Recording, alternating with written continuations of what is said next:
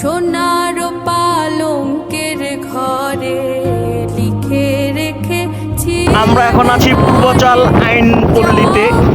হাজার হাজার লক্ষ লক্ষ বিঘা জমি এখানে, সে যেন ভোলে না অনেক বিশাল এরিয়া। ভালো সব হইল যে ঘাস আর ঘাস, যার সোনো বলা হয়। এবং অনেক মানুষ এখানে গরু ছাড়িয়ে রাখছে, অনেক গরু। এটা হলো একটা বিল, বিশাল বড় বিল না বাবা ভাই?